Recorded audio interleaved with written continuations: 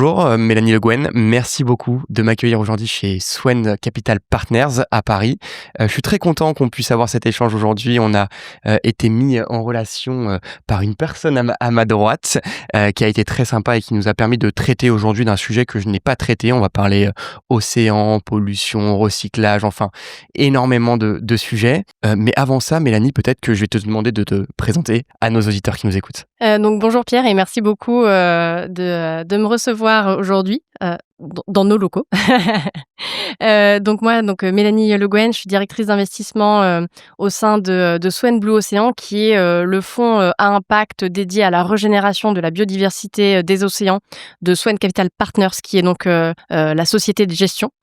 Et donc ça fait plus de 10 ans maintenant que je suis chez Swen et 2 années en plus chez l'un de nos actionnaires. Je t'expliquerai un petit peu la jeunesse de Swen, mais voilà en gros, in a nutshell, mon parcours. Avec grand plaisir pour que tu m'expliques tout ça en détail pendant cette interview. Aujourd'hui, on est à Paris, dans les locaux de Swen. Mais avant ça, ton histoire a commencé peut-être quelque part en France. Mélanie, si on revient un petit peu sur ta jeunesse, sur l'adolescente, l'enfant que tu étais, aujourd'hui, tu as grandi où? Et quelles étaient un peu, à l'époque, tes grandes passions? Alors moi, je suis née à Brest, donc déjà près des océans, en Bretagne, donc vraiment entourée par la mer. Et donc j'ai passé 18 ans de ma vie là-bas avant de partir pour faire mes études à Angers en école de commerce, donc avec un background financier. Et donc là aujourd'hui, j'ai passé plusieurs années à Paris en travaillant pour Swen Capital. Et donc je travaille toujours évidemment pour Swen Capital, mais j'habite à Quimper, donc près de la mer, donc le retour aux sources, si je puis dire. Super. Tu parlais de ta ville d'origine, de l'endroit où tu es né. On a un fil conducteur qui est la mer, de manière générale, dans ton activité d'investisseur aujourd'hui. Quand tu étais ado, tu t'es allé souvent à la mer. Enfin, quel était ton rapport, je dirais, plutôt à la nature? Est-ce que c'était un élément déjà dont tu prenais en compte, dont enfin, je sais pas, est-ce que tu faisais des activités qui étaient en rapport avec ce territoire-là ou pas du tout, parce que c'était tellement normal pour toi de vivre à côté de l'océan que tu te posais même pas cette question-là à l'époque? Alors, on va dire que la première activité en lien avec la mer, c'est évidemment les balades, puisqu'on est entouré par la mer, donc c'est quelque chose que j'ai fait beaucoup toute petite jusqu'à mon adolescence et même après. J'ai parcouru une bonne partie du GR 34, donc qui entoure la Bretagne. Et ensuite, j'étais inscrite à des cours de voile, mais on va pas rigoler parce que mon premier cours de voile, j'ai dessalé. Okay. Et donc après, j'ai eu un petit peu peur. J'étais toute petite, et donc l'océan sur la mer, ça m'a toujours fait un petit peu peur. Mais par contre, en dessous, j'ai été assez vite passionnée en fait de voir les océans et de sentir un peu plus finalement. Ça peut paraître un peu bête, mais en maîtrise, parce que je voyais ce qu'il y avait autour de moi. Et donc en fait, adolescente, j'ai passé mon niveau 1 de plongée. Et ensuite, par la suite, j'ai passé le niveau 2. Mais donc les océans, c'était plutôt par en dessous que j'avais vraiment cette appétence et cette envie de le découvrir. Tu es pourtant allé en école de commerce. J'ai eu le podcast, un des podcasts avant celui qu'on est en train de tourner aujourd'hui, était avec Laurent, qui a fondé une ligne sur Tech, qui est sur la prévention des inondations et qui a eu toujours un rapport à la nature assez fort. Lui, il adorait les volcans quand il était enfant, et il en voyait, parce qu'il a grandi près de Montluçon, et il adorait ça. Toi, pourquoi lui, il a vraiment continué à être dans la géologie, dans le rapport à la terre, et ça a été vraiment le fil conducteur de sa carrière. Pourquoi toi, justement, avec toutes ces attaches à la nature, tu décides plutôt de faire une école de commerce? Alors, j'étais peut-être un petit peu, alors pas perdue, mais j'avais envie d'avoir une voie qui m'ouvrait le plus de possibilités en termes de métier, et aussi quelque chose qui me caractérisait et je pense, nous caractérise aussi tous, nous qui sommes dans ce métier-là, c'est la curiosité. Et en fait, quelque chose que je faisais et que je fais toujours, c'est poser des questions. Et en fait, en étant curieux, on a un peu tous envie d'avoir finalement ce don d'ubiquité, d'être un peu partout et nulle part à la fois, de tout découvrir. Et en fait, le fait d'être en école de commerce, je trouvais en tout cas que ça ouvrait plus de possibilités et que j'avais finalement, je pourrais découvrir plus de choses pour ensuite faire éventuellement un choix qui serait aussi modulable. OK. Donc c'est ce choix-là qui t'a drivé. Tu t'es dit, bon, bah, en fait, un peu le fait de rester un peu généraliste, de se dire: «Ah, la finance d'entreprise, ça peut m'ouvrir, pas mal de portes et je pourrais travailler dans des secteurs, assez diversifiés». Tu te rappelles, parce que moi, ça fait pas longtemps que je suis sorti d'école, c'était en août dernier, donc il y a 1 an que je suis sorti d'école. Donc pour moi, c'est encore assez frais, les étapes dont j'ai vécu et comment je me suis organisé pour essayer d'avoir un parcours à peu près cohérent, même si on contrôle, évidemment, pas grand-chose. Souvent dans notre parcours, on essaye d'influencer, mais on peut parfois se prendre des portes, on n'a pas forcément de retour, et c'est ce qui m'est arrivé au début, quand j'ai voulu rentrer dans le monde dans lequel on est aujourd'hui, du capital investissement au sens large. Toi, à cette époque-là, tu es en école de commerce. Moi, je me rappelle, j'étais hyper perdu sur ce que je voulais faire. J'avais du mal à différencier finance de marché, finance d'entreprise. Comment t'as trouvé tes premiers stages? À la fois, comment tu les as trouvés réellement, mais comment surtout tu t'es orienté à te dire, je pense que tel secteur, ça me plaît, et tel secteur-là, bon, ça, je pense que c'est moins attractif et je m'y plairais moins. Quel a été vraiment le chemin intellectuel derrière la création, en tout cas le chemin que tu as eu? Alors moi, ça fait un petit peu plus longtemps que je suis sortie d'école, mais globalement, je partage complètement le sentiment que tu décris là, d'être un peu perdu par rapport à ce qu'on veut faire, à ce qu'on peut faire, quelles sont finalement toutes les possibilités de métier qu'on a en face de soi. Et j'ai l'impression qu'on les découvre un peu plus en fait en faisant un stage. Ça nous ouvre une palette sur ce qui existe autour du stage qu'on va faire. Mais en fait, il y a énormément d'autres choses qui sont possibles. Donc, même avec des stages en finance, et j'en avais fait un pendant notamment mon année à l'étranger, qui était dans le cadre de mon cursus. J'avais fait un stage en valorisation mark-to-market de produits dérivés. Donc OK. vraiment un truc qui est super spécifique. Et j'avais pu goûter un petit peu à ce secteur-là et voir ce qu'il y avait autour. Et je m'étais rendu compte que ça me plaisait pas forcément, que la finance de marché, c'était peut-être pas pour moi. J'avais vraiment envie d'avoir un projet end-zone. Et donc après aussi, avec les cours de dernière année, c'est là finalement on arrive à un petit peu plus sentir la granularité et le détail des choses qui nous plaisent.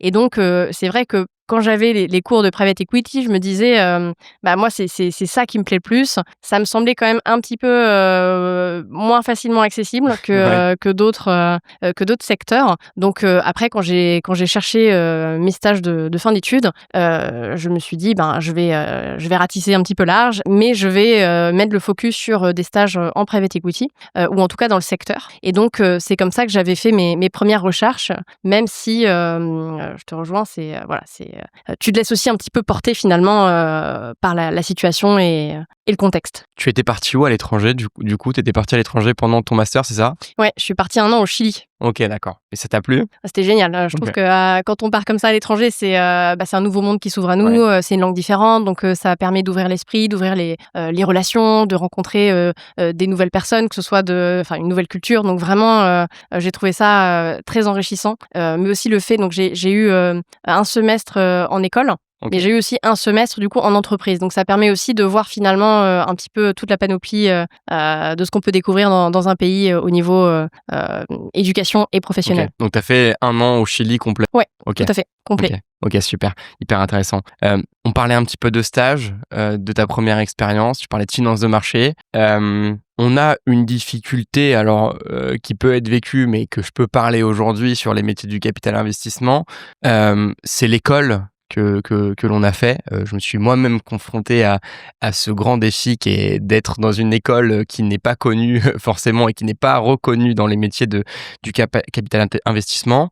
Est-ce que toi, quand tu as cherché tes premiers stages, ça a été une première barrière et un premier marqueur de se dire, au final, il va falloir faire plus d'efforts que les personnes qui ont des très bonnes écoles et qui sont la target principale de ces métiers-là. Est-ce que toi, ça a été un sujet à ce moment-là, et quand tu as voulu vraiment basculer et que tu t'es dit, ce métier-là, c'est vraiment ce que j'ai envie de faire? Alors oui, ça a été, c'est clairement quelque chose que les sociétés de gestion regardent. Donc effectivement, ça a pu être une barrière et être un frein, puisqu'il y a eu plusieurs refus suite effectivement. En fait, il y a certaines sociétés ont des grilles avec des écoles, et donc certaines écoles sont tout de suite exclues du panel. Donc après voilà, je pense qu'il faut être persévérant comment aussi réussir à trouver des voies potentiellement alternatives. Donc là, dans mes stages, je m'étais dit, si jamais j'ai pas une société de gestion directement, je peux passer éventuellement par du financement de projets innovants, par exemple à la BPI. Donc j'étais en lice pour un stage chez eux.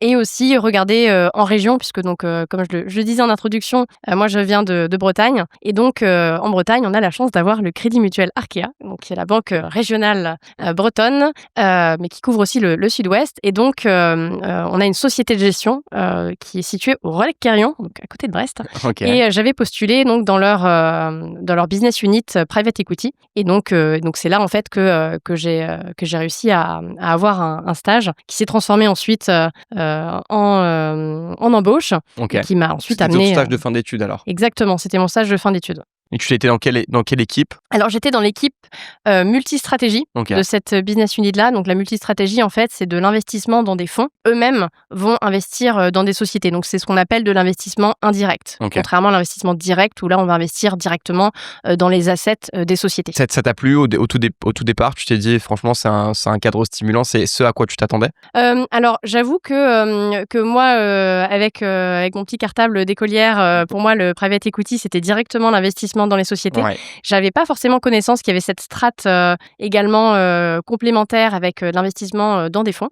Mais du coup, je l'ai découvert à l'occasion de ma recherche de stage et aussi quand on m'a expliqué du coup toute la portée de la mission chez Crédit Mutuel. Et j'ai trouvé ça assez stimulant parce qu'en fait, on a accès, en tout cas au démarrage, à vraiment finalement un panel d'équipes, un panel de sociétés, puisque quand on investit dans un fonds, on sait que derrière, il va y avoir, en fonction de la stratégie, si on est sur du venture ou du LBO ou du large cap, 5, 10, 20 sociétés. Donc en fait, on apprend aussi très rapidement quand on regarde des fonds de multistratégie. Et donc, j'ai trouvé ça intéressant comme première approche, même si effectivement, ça me gratouillait un petit peu d'aller ensuite moi-même avoir finalement cette touche et investir directement dans les sociétés. Tu parlais de Crédit Mutuel Arkea. Quand on s'est appelé pour réaliser cet épisode, tu m'as dit qu'il y avait eu un petit peu des changements dans tout ça, et aujourd'hui on est chez Swen Capital Partners. Mais si tu reprends un petit peu la branche entre le moment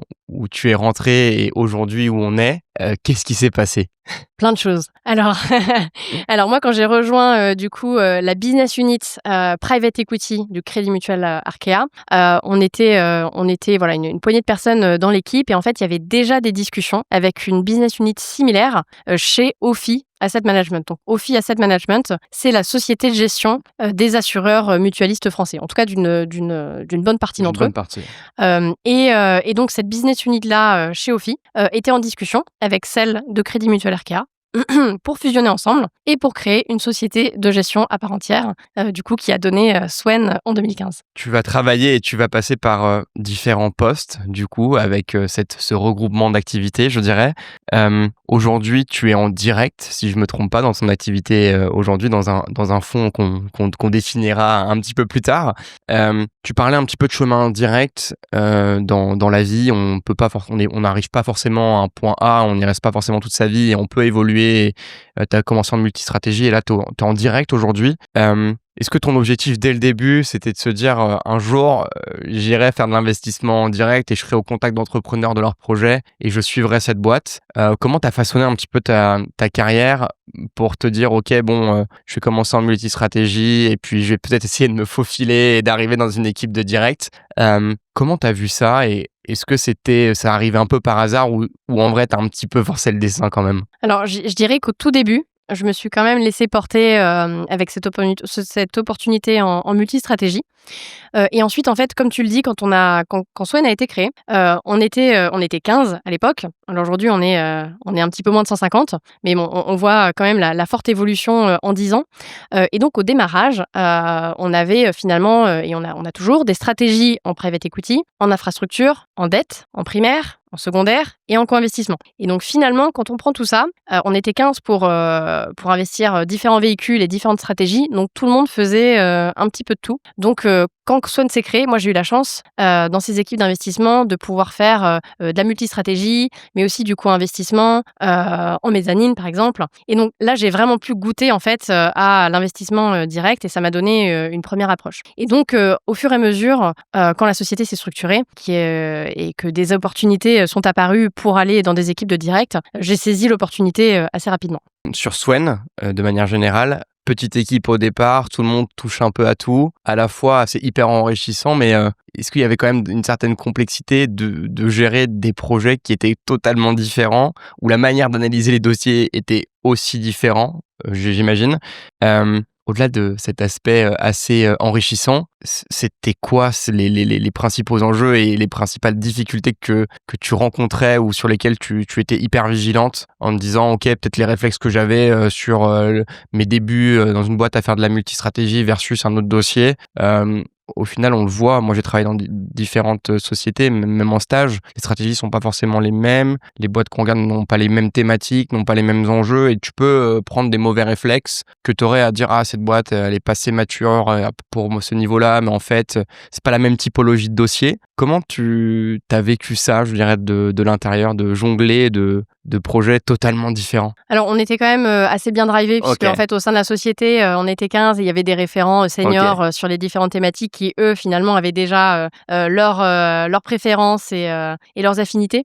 Donc, en général, en tant que junior, tu travailles forcément avec en binôme, en trinôme avec un senior qui, lui, a voilà, les réflexes et savait te driver, te diriger et en fait, finalement, t'apprendre les clés des différents secteurs. Je te posais cette question-là, je voulais voir comment un peu vous étiez structuré et comment ça fonctionnait de manière générale. Au tout début, tu as parlé d'impact. On parlait aussi un peu d'ESG. En 2015, je pense pas qu'on parlait vraiment d'impact. On parlait peut-être d'ESG et encore. Aujourd'hui, dans nos discussions qu'on a eues, tu m'as dit, voilà, Swen, aujourd'hui, il y a quand même vraiment cette dimension. Alors, faut pas qu'on mette ESG et impact au même niveau parce que je pense que les puristes ne seraient pas contents que je dise ça. Mais globalement, à quel moment il y a eu un shift un petit peu peut-être dans la raison d'être ou dans la manière de piloter les investissements faits par Swen en prenant en ligne de mire et en prenant en compte ces sujets d'impact, ces sujets d'ESG pour en faire finalement peut-être un pilier central de la stratégie de la société de gestion, quoi. C'est vrai que l'ESG, maintenant, on en entend parler un petit peu à toutes les sauces. Chez Swen, c'est vraiment la colonne vertébrale depuis le début. Alors même en fait que c'était un sujet encore assez inconnu. Donc finalement nous on en parle depuis la création, voire même avant côté Ophi Asset, enfin la business unit private equity d'Ophi. Donc finalement c'est vraiment l'ADN de Swen à sa création d'avoir de l'ESG intégré dans ses stratégies. Au fur et à mesure du temps, effectivement la notion d'impact est apparue, s'est structurée et donc on a pris aussi voilà cette dimension à bras le corps et typiquement Swen est devenue société à mission il y a quelques temps avec pour objectif d'avoir la finance au service de la nature. Donc c'est vraiment porté au cœur de la stratégie, au cœur de notre ADN, que ce soit au niveau de nos financements, mais aussi au niveau de l'équipe. Quand tu parles d'ESG impact, au début, vous vous êtes orienté, c'est quoi le cheminement intellectuel? C'est tu pars de l'ESG au tout début, de ce concept un peu nouveau, pour finir vers l'impact, c'est comme ça que ça s'est passé globalement? Ouais, en fait, tout dépend aussi des stratégies. On était beaucoup sur la multistratégie au démarrage de la structuration de la société de gestion. Et donc typiquement, aujourd'hui, on parle beaucoup de fonds article 9. C'est assez délicat d'avoir un fonds article 9 en multistratégie. C'est possible, mais il faut avoir des sous-jacents sur lesquels on peut être sélectif. Et aujourd'hui, c'est un petit peu moins le cas. Et donc, nous, comme notre historique est quand même sur la multistratégie, c'est pour ça qu'on parlait beaucoup d'ESG, qui est donc le cran un petit peu en dessous si on prend le SFDR, qui est plutôt la partie article 8. Et donc, voilà pourquoi on a commencé comme ça. Et en fait, finalement, quand la société a évolué, s'est structurée, a diversifié ses activités en prenant également et en créant des stratégies vraiment pure direct investissement dans des sociétés, là, on a pu avoir ce shift vers l'impact et créer des fonds encore plus innovants à ce niveau-là. On en avait parlé un petit peu dans un épisode où j'avais reçu Aglaé, qui dirige les équipes de Raise Impact, si je me trompe pas, et qui m'avait un peu redonné cette subtilité entre article 7, article 9, si je me trompe pas, ou 6, 9. Est-ce que tu peux peut-être me redéfinir au moins l'article 9, ce que ça ça englobe. Et après, on reviendra peut-être sur globalement qu'est-ce que ça implique concrètement au day-to-day dans ta manière de voir, aussi bien sur la comitologie que tu peux avoir en interne sur ces sujets-là, tant sur le reporting, tant sur peut-être l'incentive des équipes. Mais voilà, si tu peux juste me redéfinir rapidement l'article 9 de manière simple. Pas de souci. Alors, un fonds article 9, c'est un fonds qui a des objectifs de durabilité, dont la stratégie d'investissement est vraiment dédiée à la réalisation de ces objectifs durables, donc avec un focus environnemental ou social, d'ailleurs, avec du coup des critères d'exclusion, une obligation de transparence et un impact positif, mesurable et vérifiable. Donc c'est ça l'objectif vraiment d'un fonds article 9. Donc on est vraiment porté sur l'impact. Et donc la différence avec un fonds article 8, c'est que sur l'article 8, on sera plutôt sur des politiques ESG plutôt que sur une thématique pure impact. Concrètement, qu'est-ce que ça change pour toi dans ton day-to-day d'avoir cette référence-là et d'être labellisé, on peut dire, article 9 Est-ce que ça change la manière d'analyser les dossiers? Est-ce que vous avez une double grille? Je sais que Raise avait vraiment développé une méthodologie très très spécifique qu'ils pouvaient partager, je crois, et qui est disponible sur leur site. Alors, je ne fais pas la promotion de Raise Impact, je ne suis pas du tout payé par eux pour cet épisode, mais ils avaient développé une vraie méthodologie que j'avais pu regarder en amont. Vous, concrètement, opérationnellement, comment ça se matérialise? Alors, peut-être remettre en contexte aussi la manière dont on fonctionne pour t'expliquer ça. Mais chez Swen, on a une équipe Sustainable Finance qui est vraiment très importante au sein des effectifs, qui représente quasiment 10% des effectifs de Swen, et donc qui travaille conjointement avec les équipes d'investissement dès qu'on a une opportunité. Et donc juste pour donner un petit rapport, juste pour avoir les ordres de magnitude, on va dire, sur les chiffres, quand on fait une note d'investissement sur un deal, on va peut-être se situer autour de 60 pages, et on a environ 20 pages qui sont dédiées vraiment sur la partie impact. Okay.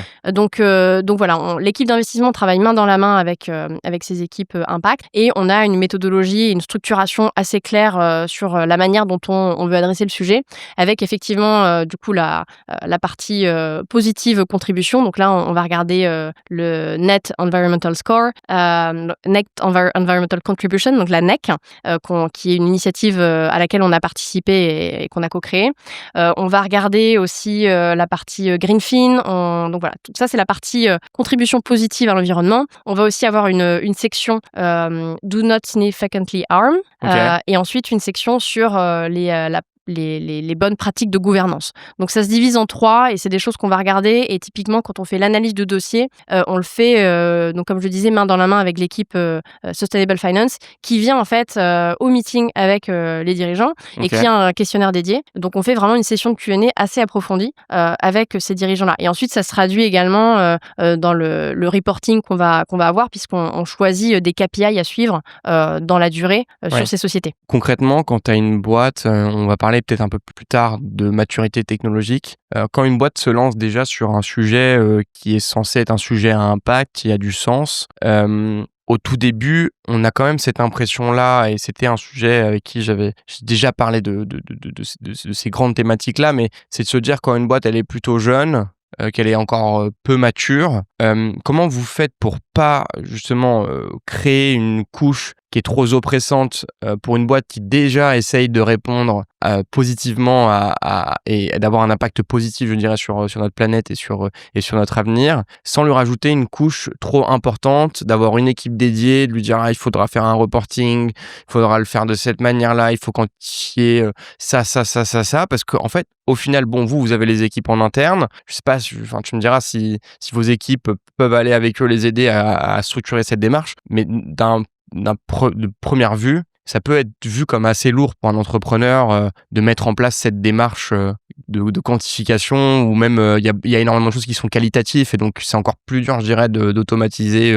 un reporting. Comment ça fonctionne, et comment vous gérez un peu les attentes à ces niveaux-là? Alors, bon, déjà, les questions qu'on peut poser aux sociétés, c'est des questions, enfin, les questions à impact, j'entends, c'est des questions que, de toute manière, nous, on prend à bras-le-corps puisque notre premier comité, dans la chaîne, de décision, c'est le comité d'impact, de toute OK. manière. Donc on est obligé de passer par là. Nous, c'est le premier critère qu'on va regarder, pour savoir si un deal est intéressant ou pas. Donc pour finalement, aller, passer ce premier niveau, il faut qu'on puisse avoir ces questions, d'impact. Donc c'est aussi une démarche qu'on va avoir avec les dirigeants et souvent, dans l'impact, l'additionnalité, la Ouais. mesurabilité, mais on a aussi l'intentionnalité. Et donc souvent, les dirigeants, ils ont l'intention de créer de l'impact. C'est les 3 piliers centraux, il me Oui, semble. Maintenant que tu en parles, c'est les choses que je me rappelle, mais c'est les 3 vraiment sujets principaux que tu regardes dans un investissement impact, c'est exactement. ça. Exactement, c'est ces 3-là. Et donc, dans l'intentionnalité, le dirigeant, de toute manière, il est drivé, par l'impact, sinon, c'est pas un deal dans lequel on va aller. Donc voilà, ceci étant dit, le but, c'est vraiment de travailler main dans la main avec le dirigeant, et donc de pas non plus passer son temps à lui demander, des datas, du reporting et cetera. Effectivement, ça demande, un certain alignement, puisque donc, comme je l'évoquais, avec toi tout à l'heure, mais, nous, nos KPI, d'impact, ils nous servent pour le calcul de notre carried interest. Donc en fait, le carried interest, c'est la prime de surperformance, qu'on a, en tant qu'investisseur financier, au niveau de notre fonds. Et donc si on veut, en fait, ça nous permet d'être alignés complètement entre notre mission, financière et notre mission d'impact et donc, finalement d'avoir les mêmes objectifs d'impact que le dirigeant de la société. Donc en fait, là-dessus, on est vraiment alignés et ça nous permet aussi finalement, donc comme je disais, de travailler main dans la main, avec le dirigeant. Et donc le reporting, il est essentiel à ce niveau-là. Mais finalement, ce reporting, il va être aussi co-construit, puisque les KPI, d'impact, on va se mettre d'accord avec le dirigeant pour trouver les KPI les plus pertinents, les KPI qui vont pouvoir mesurer et qui auront du sens. Tu parlais de comité d'impact. Il y a des boîtes, une fois elles passent pas le comité d'impact, ça veut dire, terminé, vous closez le deal, ça arrive souvent ou? Alors en général, on s'en rend compte quand même un petit peu avant, OK. mais oui, en fait, des membres externes à ce comité, d'impact. C'est un comité avec, enfin les membres, qui sont externes, ont un avis consultatif, mais ils nous orientent quand même, vers une direction en nous disant: «Voilà, là, on a un positif impact, qui est clair. On a aujourd'hui, on est neutre avec un impact positif, potentiel, dans les mois, dans les années qui suivent en fonction du développement et de la trajectoire de la société. Donc potentiellement, en fait, ça peut quand même amener, du challenge et finalement revoir notre vision, sur l'impact. Donc on a déjà été challengés, dessus et c'est important et je trouve ça bien puisque ça veut dire que le comité Mmh. a vraiment une utilité. Mais aujourd'hui, on n'a pas eu de sociétés qui OK. ont pas passé le comité d'impact. Si elles le passent pas, c'est quand même qu'on a mal fait aussi notre travail, nous, en amont, en tant qu'équipe d'investissement aussi, puisque, comme je disais, c'est quand même la première chose qu'on regarde avant même, de partir sur la partie, financière. Tu parlais d'intentionnalité. À la fois, ça me paraît tellement subjectif, parce que l'intentionnalité, enfin, comment on peut savoir si quelqu'un a l'intention de faire telle chose? Je grossis le trait, bien évidemment, mais, globalement, derrière l'intentionnalité, qu'est-ce qui se cache vraiment? Alors ça, c'est des discussions aussi, OK. bilatérales avec les dirigeants, avec les équipes et on le sent, enfin, c'est quelque chose quand même qu'on arrive à déterminer. Est-ce que c'est de l'impact opportuniste? Auquel cas, est-ce qu'il va pouvoir aussi se développer de manière systémique? Puisque l'ambition, c'est quand même d'avoir un impact systémique. Les gens font rarement de l'impact par, opportunisme, en tout cas de l'impact vraiment, poussé, et exhaustif. Donc voilà, c'est quelque chose qu'on arrive à estimer en fait en discutant avec les différentes équipes, les dirigeants OK. et Donc ça tu arrives quand même à peu près à savoir, l'intentionnalité des personnes qui dirigent le projet. Super. Si on passe maintenant peut-être à la partie, fond, je dirais, Blue Ocean, parce que c'est quand même la partie, où j'ai plein de questions et qui est hyper intéressante et sur lequel en plus il y a énormément de sujets, d'actualité, à la fois des enjeux qui ont eu lieu il y a pas si longtemps que ça, qui ont été télévisés, même c'est un sujet d'avenir, qui est extrêmement important pour un équilibre d'écosystème. C'est en 2021 que tu vas rejoindre, ce fonds-là, enfin ce fonds-là dans Swan Capital Partners. Comment ce fonds-là, à la base, il a été créé et surtout pourquoi il a été créé? Alors, ce fonds-là, il a été créé, grâce à l'initiative, de Olivier Rebaud et de Christian Lim, qui sont donc les 2 partners, du fonds, qui avaient créé en fait la stratégie, en 2018, donc en dehors de chez Swen, et donc une stratégie qui s'appelait Blue Ocean Partners. Et en fait, donc ces 2 personnes qui sont passionnées, par les océans et qui ont vu, de leurs yeux donc l'effondrement de la biodiversité des océans et qui se sont dit: «Il faut qu'on fasse quelque chose». Donc en fait, ils avaient créé cette initiative en faisant au démarrage du deal by deal. donc en rassemblant autour d'eux, en créant finalement un pool d'experts, une communauté de gens engagés, et en trouvant des deals dans lesquels en fait ils rassemblaient finalement ces financements nécessaires pour ensuite aller investir dans ces sociétés. Et en fait, aujourd'hui sur la place, c'est assez difficile de lever quand on est un first time team, first time fund. Ouais, bien sûr. Et avec cette ambition d'avoir un impact vraiment significatif et systémique, ils ont décidé de s'associer à Swen comme rampe de lancement d'un fonds un peu plus important. Et donc, on rejoint finalement Swen pour créer Swen Blue Ocean en 2021. C'était quoi la taille du fonds, du coup, le premier lancement, c'était combien d'argent sous gestion? Alors, donc le Swen Blue Ocean 1 a levé 170 millions d'euros. Okay. Donc, on a fait le premier closing en 2021, dernier closing en 2023. Et donc, on a investi totalement le fonds, enfin en tout cas alloué, puisque donc on a 20 sociétés dans le portefeuille de ce fonds-là. Et donc là, on a annoncé le closing du fonds 2, le premier closing du fonds 2, à l'UNOC pour 160 millions d'euros. Donc quasiment la taille du fonds 1. Et l'objectif, c'est d'avoir un fonds de 300 millions d'euros. Bah, félicitations en tout cas. Et c'était quoi là un petit peu, tu m'as pas dit sur les stades de maturité, c'est un secteur que je connais peu sur les océans de manière générale, même si cet épisode m'a permis entre guillemets d'essayer de combler un minimum mon retard et mes lacunes sur un sujet qui est passionnant mais qui est aussi assez complexe en réalité, parce qu'il y a énormément de sujets qu'on peut traiter sur les océans, et donc il y a énormément de thématiques à bien connaître, et je pense que ça prendrait du temps de monter en compétence vraiment sur ce sujet-là pour cet épisode du podcast, mais en tout cas aujourd'hui j'essaye de faire ce que je peux.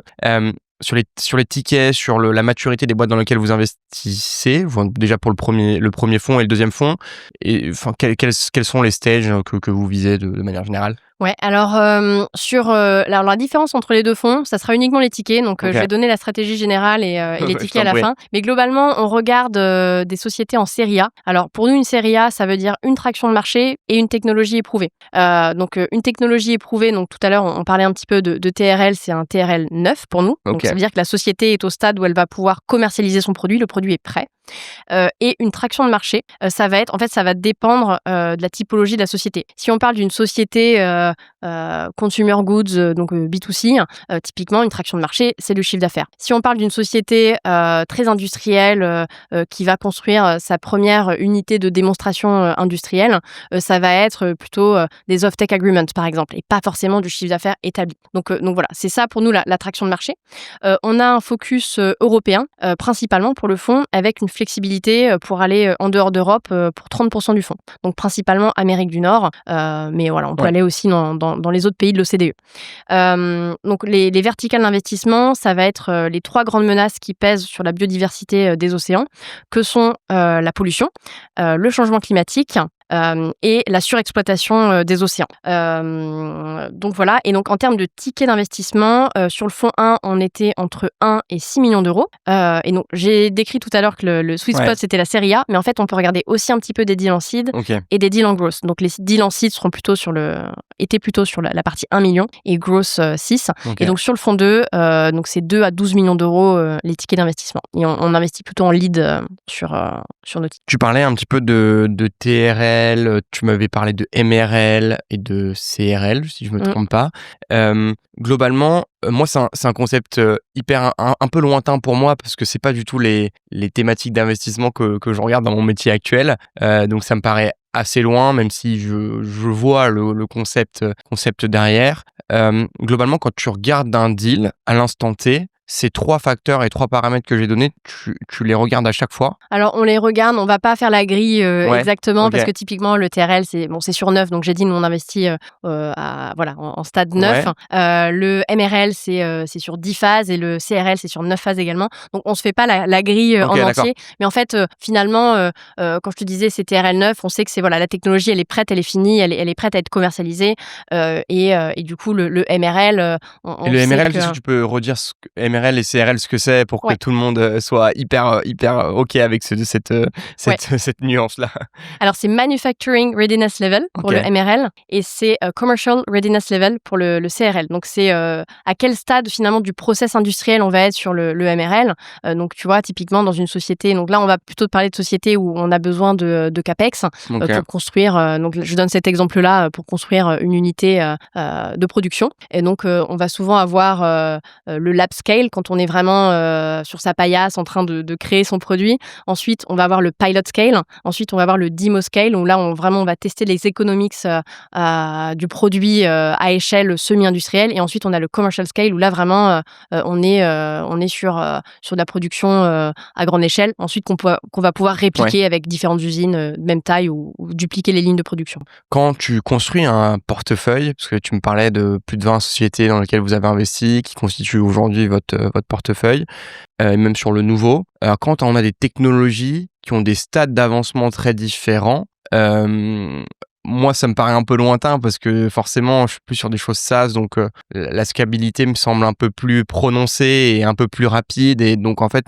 potentiellement, on se dit que la maturité aussi, par définition, sera moins longue à aller chercher et qu'en fait, le produit, bon, si on investit sur Serie A, aujourd'hui, globalement, ça tourne et si c'est bien exécuté, on va avoir une phase de scale importante. Sur des produits industriels avec des focus, je dirais, très différents, comment, en fait, on construit un portefeuille en se disant bon bah voilà, j'ai des maturités parfois différentes, donc là je me dis ça va me prendre plus de temps. Enfin, est-ce que ça change globalement votre manière de construire un portefeuille, d'investir? Alors si, forcément, c'est quelque chose à laquelle on pense quand on construit le portefeuille.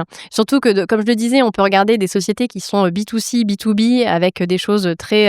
on peut regarder du SaaS, on peut regarder du hardware, des constructions d'usines. Donc forcément, c'est quelque chose qui se construit. Et quand on a des constructions avec beaucoup de capex, en général, ça prend un peu plus de temps. Donc c'est des choses qu'on va faire principalement en début de fonds, par exemple, pour gagner finalement les 2-3 ans qui vont permettre de construire ces unités-là et ensuite d'avoir la preuve de concept et voilà, que ça décolle sur le marché. Si on prend vraiment la thématique des océans, il y a eu la conférence de l'ONU, si je me trompe pas, à Nice, il y a pas si longtemps. Ça tombait pile quelques semaines après notre premier échange où on avait pu échanger ensemble, et donc en fait c'était parfait parce que ça m'a permis un petit peu de monter en compétences. Emmanuel Macron a intervenu à ce sommet, si je puis dire, en expliquant énormément de choses, à la fois de la surpêche, à la fois la préservation des océans. Il a sorti quelques phrases assez cash, comme quoi la haute mer ne sera plus le Far West. Globalement, aujourd'hui, toi qui es investi, on va dire, et s'investit dans une société de gestion sur ces thématiques-là, pour toi aujourd'hui de l'intérieur, quelle est la plus grande menace qu'on a? Est-ce que c'est la surpêche? Est-ce que c'est la montée de température des eaux? C'est quoi pour toi les signaux que tu vois les plus alarmants dans ton activité? Je pense qu'il y a beaucoup de signaux alarmants. Alors, c'est aussi pour ça qu'on les a regroupés du coup en 3 verticales. Donc, nos 3 verticales d'investissement, c'est vraiment les 3 grands facteurs de pression qui pèsent sur les océans. Donc, on a, comme je disais, la surexploitation et la pollution qui sont, eux, des impacts directs. Et le changement climatique qui, finalement, est indirect puisqu'il est porté par des activités qui sont tierces, qui ne sont pas forcément déversées directement dans les océans. Donc pour moi, voilà, on peut les distinguer avec ces 2 aspects. Aujourd'hui, toi, là, dans ton activité d'investisseur au quotidien, j'imagine que tu fais des deep dives, tu essayes de mapper un petit peu les écosystèmes, les nouvelles technos qui sortent et d'être toujours à l'affût. Aujourd'hui, dans ton activité, là, vraiment, c'est quoi les grandes tendances vraiment du secteur, et où vous dites, bon, il faut qu'on réfléchisse sur tel secteur parce qu'on pense, on ne sait pas quel acteur va forcément sortir du lot, mais on sait que sur cette thématique-là, c'est quelque chose de très porteur. Alors, effectivement, tu cites les deep dives et c'est super intéressant d'en parler parce que donc, à travers nos 3 grands verticaux, en fait, on peut les diviser en sub-verticaux. Et donc, par exemple, si je prends la pollution, pour donner un exemple, on va avoir la lutte contre la pollution industrielle, la pollution agricole, la pollution sonore aussi des océans et bien sûr la pollution plastique. Et ensuite, dans chacun de ces sous-verticaux, on va encore retrouver une certaine granularité. Donc, ça va être, par exemple, sur la pollution, la partie remplacer les matériaux existants, recycler les matériaux existants ou réutiliser finalement. La réutilisation, ça permet d'éviter le plastique. Donc en fait, là, c'est sur cette verticale pollution. On peut le regarder aussi sur les 2 autres verticales pour donner un petit peu de contexte. Mais sur le changement climatique, on va pouvoir regarder des solutions sur des énergies renouvelables à base de solutions marines. Donc ça peut être aussi des unités, donc typiquement l'éolien en mer, le solaire en mer aussi, l'énergie marémotrice, donc toutes ces énergies-là qui sont sur base marine, des solutions de désalinisation aussi, tout ce qui est décarbonation du transport maritime. Donc ça, il existe typiquement des voiles rigides, des voiles, des suction wings, donc tout un tas de technologies qui vont permettre finalement de réduire la consommation de fuel et donc l'impact carbone de ce transport-là. Et donc là, si je me penche après sur la verticale lutte contre la surexploitation et donc la surpêche, qui est le principal vecteur de pression, on va avoir tout ce qui est alternative aux produits de la mer, donc à base de plantes, à base de fermentation, à base de cellules souches fermentées en bioréacteur. On va avoir aussi tout ce qui est nouvelles technologies d'aquaculture, aquaculture de précision, données satellitaires pour lutte contre la surpêche. Donc en fait, nos 3 verticales, elles sont assez vastes et en même temps assez restreintes pour permettre d'être expert sur ces différents sujets et donc de mener des deep dives. Donc les deep dives, en fait, c'est qu'on va prendre un de ces sous-verticaux que je t'ai cité et on va aller le creuser. On va le creuser au niveau technologique, on va le creuser au niveau marché et on va regarder aussi quelles sont du coup les sociétés qui se détachent. Je prends un exemple d'un deep dive qu'on a fait récemment avec une personne de l'équipe. Donc elle avait fait un deep dive sur les alternatives à la teinture. Parce que la teinture, en fait, aujourd'hui, donc typiquement, on peut se dire, la teinture, pourquoi c'est éloigné des océans? Pas du tout. En fait, aujourd'hui, quand on teint un vêtement, c'est des processus chimiques qui sont assez importants et finalement qui se retrouvent assez rapidement dans les rivières et donc avec des produits chimiques qui se retrouvent ensuite dans les océans. Donc, c'est un vecteur majeur de pollution océanique. Et donc, lors d'un deep dive, on va regarder quelles sont les technologies de remplacement de ces teintures qui existent. Donc aujourd'hui, voilà, on avait repéré 4 typologies de technologies. Dans ces technologies-là, quels sont les economics, quelles sont les sociétés qui existent, quelles sont les sociétés les plus intéressantes avec les meilleurs KPI. Et donc ensuite, ce qu'on va faire, c'est qu'on va de manière proactive contacter ces sociétés. Donc finalement, en fait, ce qu'on essaie de faire, c'est de mapper l'ensemble de nos verticaux avec les sous-secteurs, avec des deep dives pour être vraiment expert de nos différents segments pour les adresser de la manière la plus proactive possible. Donc, c'est pas uniquement de l'inbound qu'on reçoit, c'est aussi... Et donc, pas de deep dive, pas d'investissement ou ça peut... Non, on est aussi, on peut être aussi réceptif et si on a une opportunité qui arrive, on l'étudie évidemment. On ne fonctionne pas que par deep dive. C'est une partie de notre stratégie de repérage des pépites. J'imagine que forcément, sur ces sujets de l'océan, des mers, il faut des spécialistes. En fonction de comment fonctionnent les fonds, je sais pas, soit ils ont un pool d'experts, un type consultant qu'on paye au call, soit on s'est déjà entouré dans l'équipe de personnes qui ont la compétence terrain ou scientifique de pouvoir juger si le dossier est bon, ou en tout cas là vraiment la partie produit ou tech du projet. Comment vous fonctionnez sur cette partie-là? Parce que je comprends que tu as un background un peu financier, tout comme moi, même si au final on peut monter, je trouve, relativement en compétence sur les sujets. Mais bon, même quand on est dans un fonds de manière générale, même si on est sur les thématiques, on n'est jamais aussi expert que quelqu'un qui fait ça tous les jours et dont c'est le métier principal. Comment ça fonctionne chez vous du coup pour cette partie un peu plus du due deal, tech, produit, pour juger si c'est bon ou pas?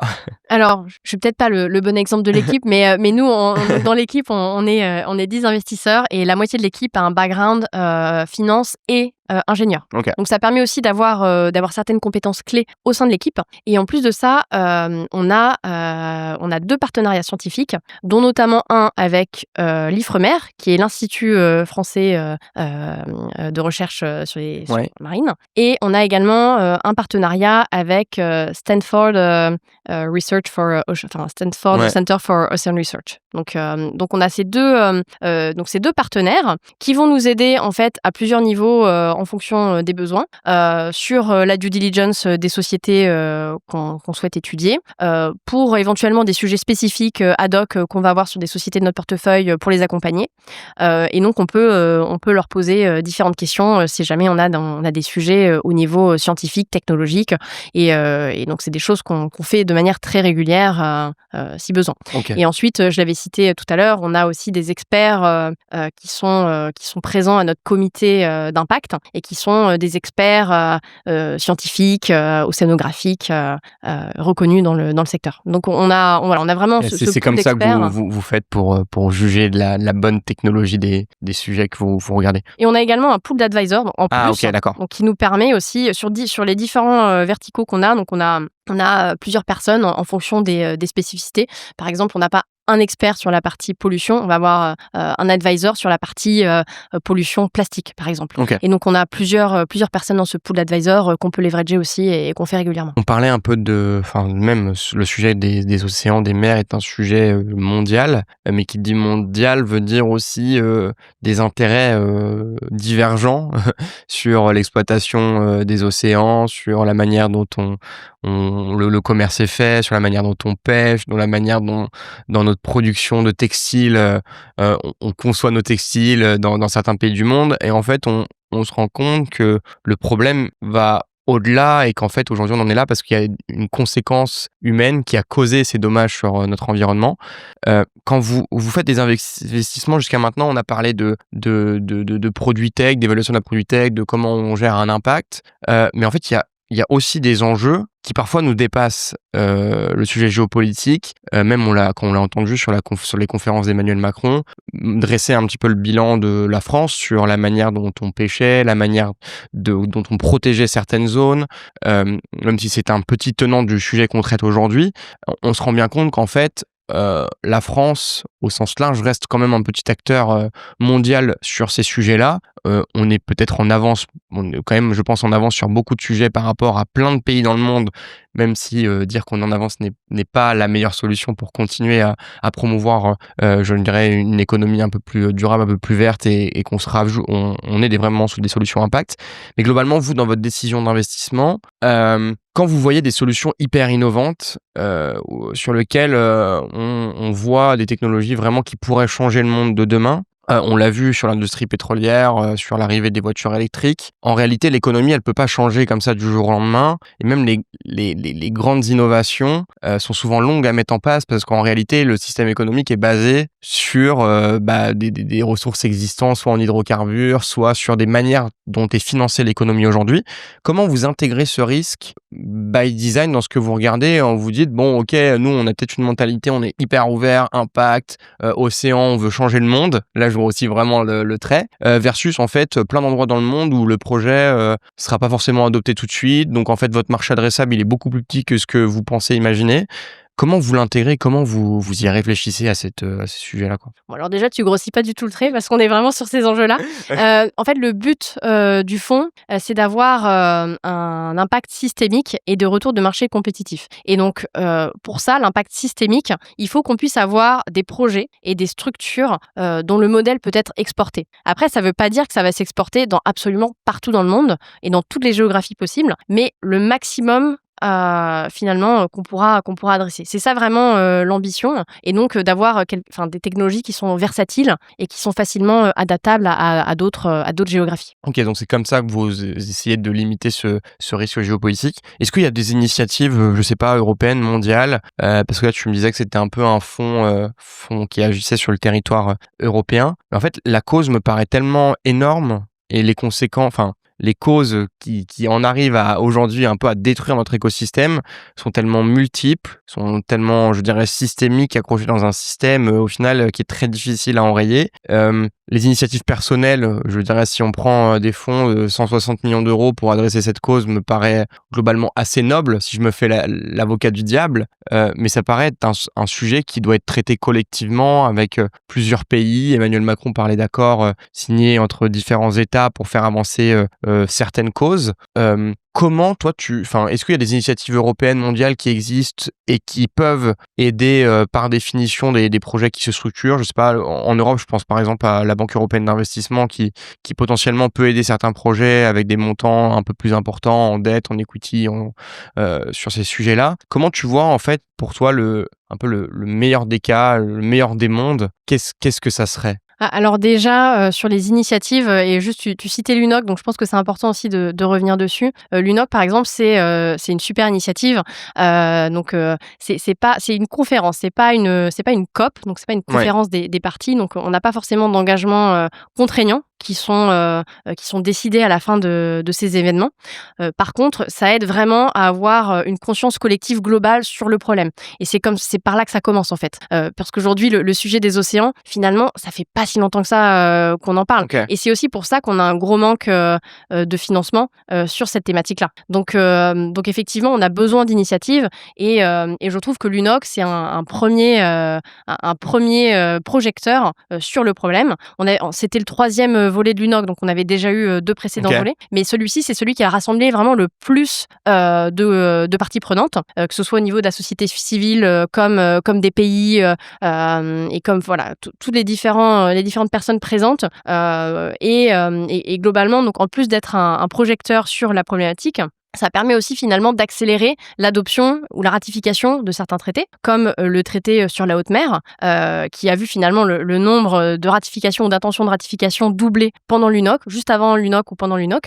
Et donc, ce qui permet en fait, grâce aux 60 ratifications qui étaient le chiffre cible.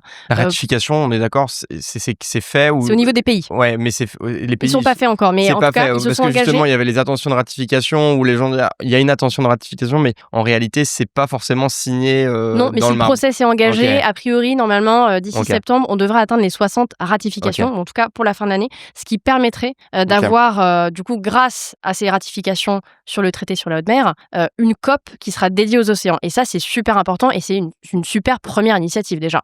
Et en fait, c'est tout l'enjeu de la théorie du changement systémique, où ça part en fait finalement des faits scientifiques. Et donc juste avant l'UNOC, on avait le One Science Ocean Congress qui a rassemblé 2000 stations scientifiques du coup à Nice qui ont parlé des enjeux scientifiques qui pèsent sur les océans, qui permettent en fait, donc ces scientifiques-là, ils permettent d'élever les consciences, donc de prendre conscience au niveau de la société civile des différents enjeux.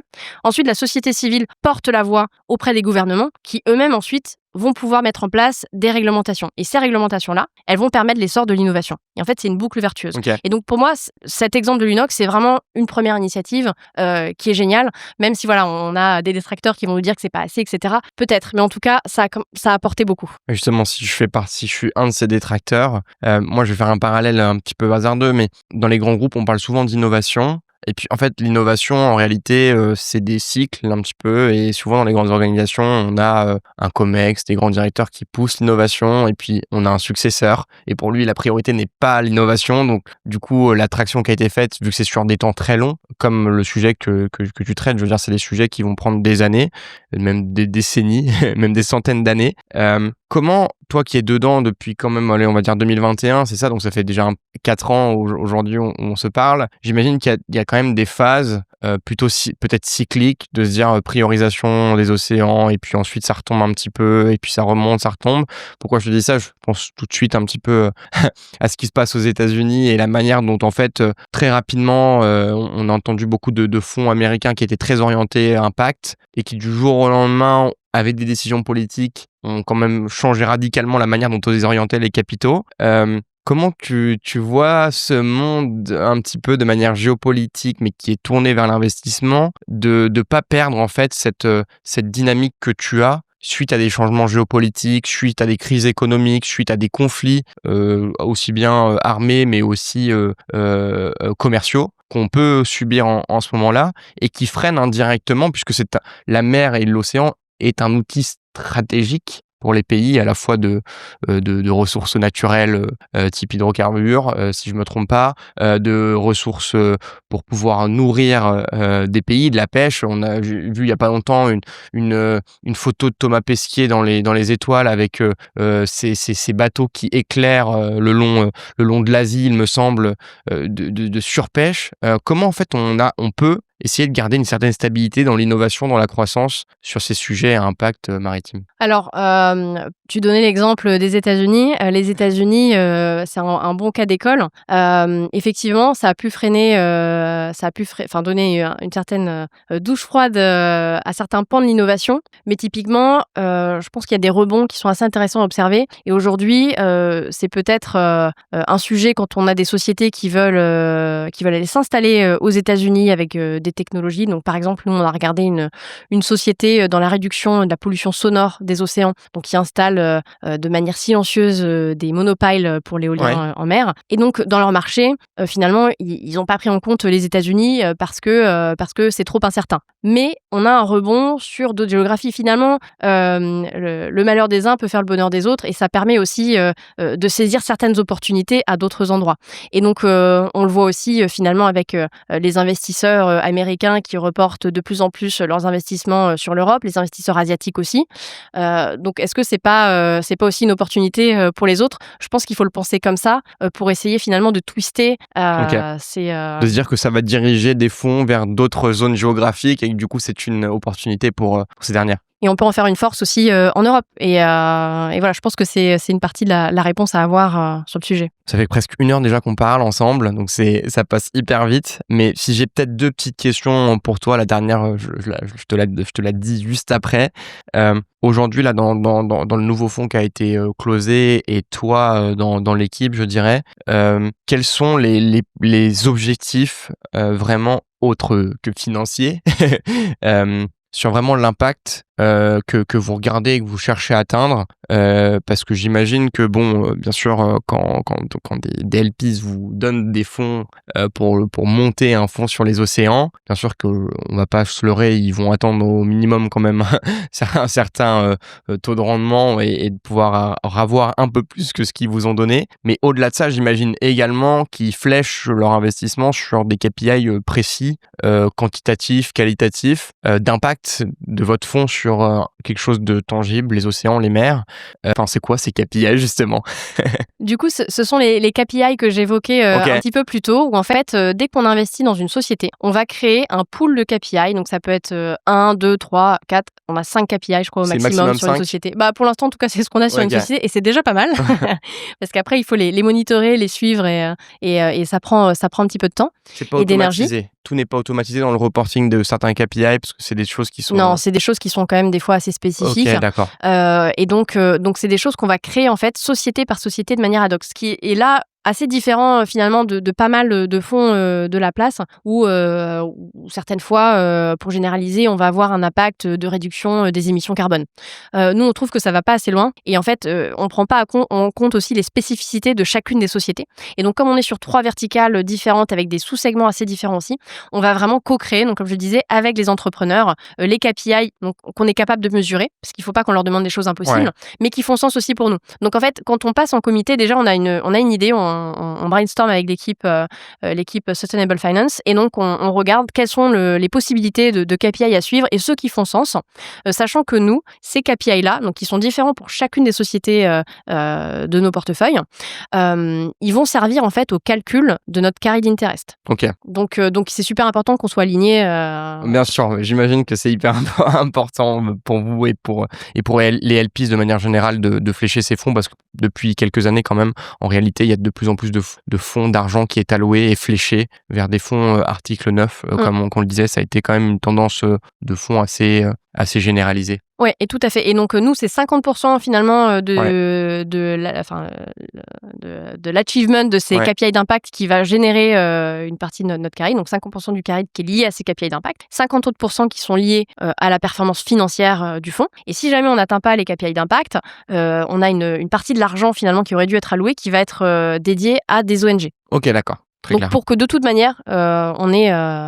Et ces KPI d'impact, sur le carry, c'est uniquement en cas de succès de la boîte, ou c'est si jamais la boîte elle crache mais qu'elle a eu un impact hyper positif, je sais pas, il y a des industries où en fait ça peut marcher un petit moment, ça crée un vrai impact, mais au final la boîte n'arrive pas vraiment à perdurer dans le temps, et ça peut prendre plusieurs dizaines d'années si les capitaux sont assez importants et qui soutiennent et qu'on soutient cette boîte.